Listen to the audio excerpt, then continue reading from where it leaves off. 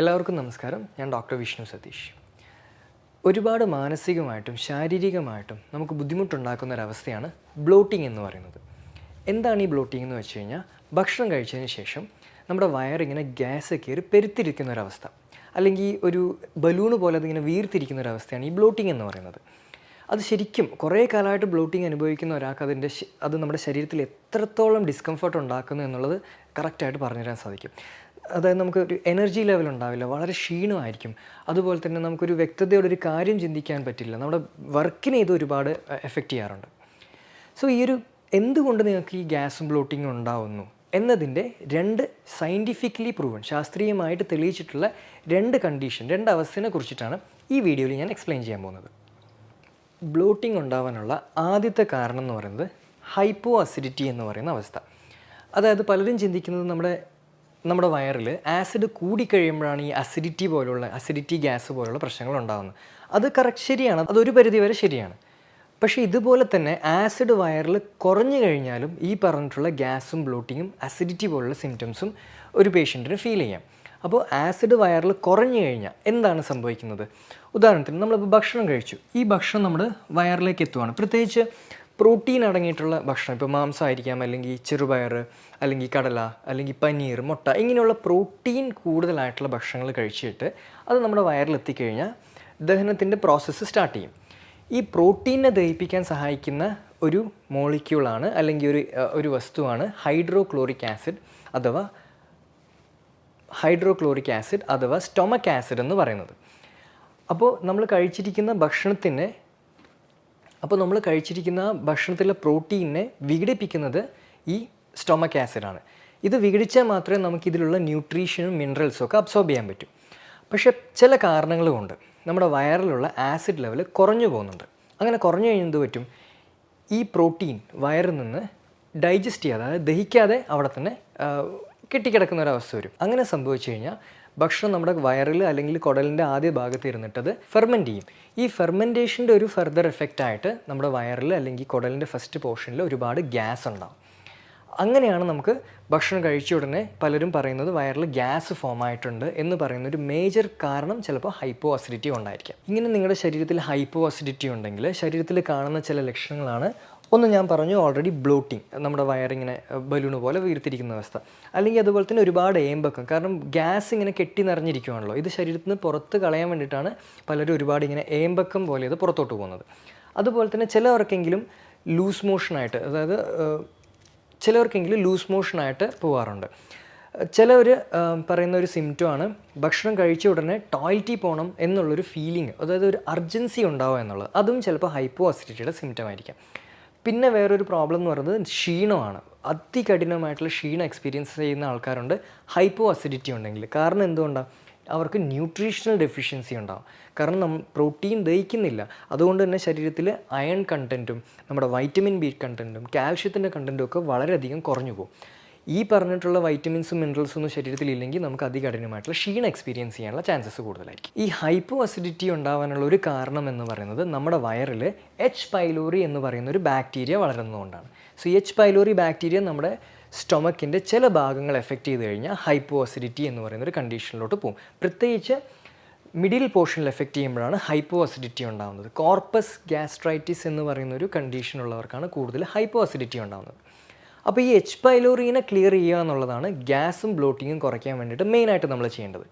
H പൈലോറിനെ treat ചെയ്യാൻ സഹായിക്കുന്ന ഏറ്റവും നല്ല നാച്ചുറൽ ആയിട്ടുള്ളൊരു മരുന്നാണ് കരിഞ്ജീരകം, അല്ലെങ്കിൽ ബ്ലാക്ക് ക്യുമിൻ എന്ന് പറയും. നിങ്ങൾക്ക് തന്നെ വായിച്ചു നോക്കാവുന്നതാണ്.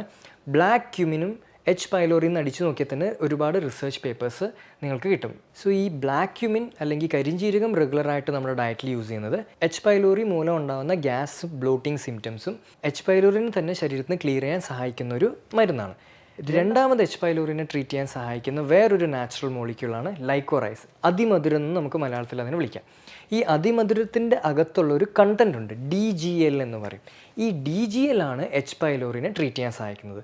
സോ ഇതുപോലെ തന്നെ DGLൻ്റെ ക്യാപ്സ്യൂൾ സപ്ലിമെൻറ്റ് ഫോമിൽ കഴിക്കുന്നതും എച്ച് പൈലോറിനെ ട്രീറ്റ് ചെയ്യാൻ വളരെ ഹെൽപ്ഫുള്ളാണ്. മൂന്നാമത് നമ്മൾ യൂസ് ചെയ്യേണ്ടത് എന്താണെന്ന് വെച്ച് കഴിഞ്ഞാൽ ആപ്പിൾ സിഡർ വിനെഗർ. ഇത് എല്ലാ കേസിലുമല്ല, ഹൈപ്പോ അസിഡിറ്റി ഉള്ളൊരു പേഷ്യൻറ്റിന് ആപ്പിൾ സിഡർ വിനെഗർ യൂസ് ചെയ്യുന്നത് വളരെ വളരെ എഫക്റ്റീവാണ്. പ്രത്യേകിച്ച് നിങ്ങളുടെ സ്റ്റൊമക്കിൽ ആസിഡിൻ്റെ ലെവൽ കുറവാണ്. ആപ്പിൾ സിഡർ വിനെഗർ എന്ന് പറയുന്ന ഒരു അസിഡിക് ആയിട്ടുള്ളൊരു സൊല്യൂഷനാണ്. സോ നമ്മൾ apple cider vinegar 1 teaspoon 1 glass വെള്ളത്തിലൊക്കെ മിക്സ് ചെയ്തിട്ട് ഭക്ഷണത്തിന് മുമ്പ് കഴിക്കുന്നത് ഭക്ഷണത്തിന് ശേഷം ഉണ്ടാകുന്ന ഗ്യാസും അസിഡിറ്റിയും കുറയ്ക്കുന്നുണ്ടെങ്കിൽ തീർച്ചയായിട്ടും അത് ഹൈപ്പോ അസിഡിറ്റി എന്ന് പറയുന്ന ഒരു കണ്ടീഷനാണെന്ന് ഡയഗ്നോസ് ചെയ്യുകയാണ് ശരിക്കും. അതുപോലെ തന്നെ ആപ്പിൾ സിഡർ വിനെഗർ കഴിക്കുന്നത് സിംറ്റംസ് കുറയ്ക്കാൻ മാത്രമല്ല ഈവൻ എച്ച് പൈലോറിയുടെ ലോഡ് കുറയ്ക്കാനും വളരെ വളരെ ഹെൽപ്ഫുള്ളാണ്. ഗ്യാസ് ആൻഡ് ബ്ലോട്ടിങ്ങിലോട്ട് ലീഡ് ചെയ്യുന്ന രണ്ടാമത്തെ കാരണമാണ് സിബോ എന്ന് പറയുന്ന condition, small intestinal bacterial over growth. അതായത് നമുക്കറിയാം നമ്മുടെ കുടലിൽ ബാക്ടീരിയ വേണം എന്നുള്ളത് വളരെ ഇമ്പോർട്ടൻ്റ് ആണ്. ദഹനത്തിന് സഹായിക്കുന്നതും അബ്സോർപ്ഷന് സഹായിക്കുന്നതും ഒക്കെ ഈ ബാക്ടീരിയാസാണ്. പക്ഷേ ഈ ബാക്ടീരിയസ് ഏറ്റവും കൂടുതൽ നമ്മുടെ ശരീരത്തിൽ എവിടെയാണ് വേണ്ടത്? നമ്മുടെ വൻകുടലിൽ, കൊളോൺ അല്ലെങ്കിൽ ലാർജ് ഇൻറ്റസ്റ്റൈനിലാണ് ഈ ബാക്ടീരിയ ഏറ്റവും കൂടുതൽ നമുക്ക് വേണ്ടത്. ചില കാരണങ്ങൾ കൊണ്ട് ഈ വൻകുടലിൽ വളരേണ്ട ബാക്ടീരിയ നമ്മുടെ ചെറുകുടലിൽ വളരുന്നൊരവസ്ഥ വരും. അപ്പോഴാണ് നമ്മളതിനെ സിബോ എന്ന് വിളിക്കുന്നത്, small intestinal bacterial over growth. ഇങ്ങനെ വൻകുടലിൽ വളരേണ്ട ബാക്ടീരിയസൊക്കെ ചെറുകുടലിലോട്ട് പോയി കഴിഞ്ഞാൽ എന്ത് പറ്റും? നമ്മൾ കഴിക്കുന്ന ഭക്ഷണം ചെറുകുടലിൽ വെച്ചിട്ട് ദഹിക്കുന്നതിന് പകരം ഫെർമെൻ്റ് ആവും, അതായത് പുളിച്ചു പോകും. അതിൻ്റെ ഒരു ഫർദർ എഫക്റ്റായിട്ട് ശരീരത്തിൽ ഗ്യാസ്, പ്രത്യേകിച്ച് നമ്മുടെ കുടലിൽ ഗ്യാസ് ഫോർമേഷൻ ഉണ്ടാവും. ഒരുപാട് തരത്തിലുള്ള ഗ്യാസ് ഫോർമേഷൻ ഉണ്ടാവാറുണ്ട്. ചില സമയത്ത് മീഥെയിൻ ഗ്യാസ് ഉണ്ടാവാൻ ചാൻസ് ഉണ്ട്. മീഥെയിൻ ഗ്യാസ് ഉണ്ടെങ്കിൽ മലബന്ധത്തിലോട്ട് ലീഡ് ചെയ്യും. ചിലപ്പോൾ ഹൈഡ്രജൻ ഗ്യാസ് ഉണ്ടാവാറുണ്ട്. ഹൈഡ്രജൻ ഗ്യാസ് ഉണ്ടെങ്കിൽ ചിലപ്പോൾ ഡയറി ആയിരിക്കും, അതായത് ലൂസ് മോഷൻ ആയിരിക്കും ഉണ്ടാവുക. ഇങ്ങനെ കുടലിൽ ഉണ്ടാകുന്ന ഗ്യാസിനനുസരിച്ചിട്ട് ഓരോരോ ലക്ഷണങ്ങൾ ശരീരം കാണിക്കും. So small intestinal bacterial over growth എന്ന് പറയുന്ന ഒരു അവസ്ഥയാണ് ഗ്യാസ് ആൻഡ് ബ്ലോട്ടിംഗ് ഉണ്ടാക്കുന്നതിൻ്റെ രണ്ടാമത്തെ ഒരു മെയിൻ ആയിട്ടുള്ള റീസൺ എന്ന് പറയുന്നത്. ഈ small intestinal bacterial over growth treat ചെയ്യാൻ സഹായിക്കുന്ന ഒരു നാച്ചുറൽ ആയിട്ടുള്ളൊരു ഭക്ഷണമാണ് ജിഞ്ചർ, ഇഞ്ചി എന്ന് പറയുന്നത്. സോ ഈ ഇഞ്ചിക്ക് ശരിക്കും ആൻറ്റി ബാക്ടീരിയൽ പ്രോപ്പർട്ടി ഉണ്ട്. നമ്മുടെ കുടലിൽ വളർന്നിട്ടുള്ള ബാക്ടീരിയസിനെ കൊല്ലാനുള്ള കപ്പാസിറ്റി ഉണ്ട്. സോ ജിഞ്ചർ കൂടുതലായിട്ട് ഡയറ്റിൽ ഉൾപ്പെടുത്തുക. പ്രത്യേകിച്ച് ഭക്ഷണത്തിന് ശേഷം 1 ടീസ്പൂൺ ഒരു ഇഞ്ചിയുടെ നീര് കഴിക്കുക, അല്ലെങ്കിൽ നമ്മുടെ ഇഞ്ചി വെള്ളത്തിലിട്ട് തിളപ്പിച്ചിട്ട് ആ വെള്ളം കഴിക്കുന്നതൊക്കെ ഈ ഗ്യാസ് ബ്ലോട്ടിങ്ങും കുറയ്ക്കാൻ വളരെ വളരെ ഹെൽപ്ഫുള്ളാണ്. അതുപോലെ തന്നെ നമ്മൾ മെയിനായിട്ട് ശ്രദ്ധിക്കേണ്ട വേറൊരു കാര്യമാണ് പ്രോബയോട്ടിക്കിൻ്റെ യൂസേജ് എന്നുള്ളത്. പ്രോബയോട്ടിക് എന്ന് നമുക്കറിയാം നല്ല ബാക്ടീരിയാസാണ്.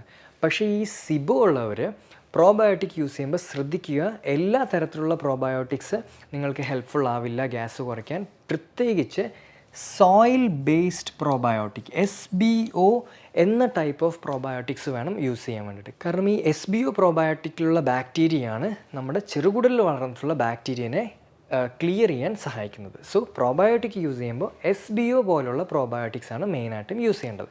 അതുപോലെ തന്നെ ഡയറ്റ് കൺട്രോൾ ചെയ്യേണ്ടതും വളരെ ഇമ്പോർട്ടൻ്റ് ആണ്.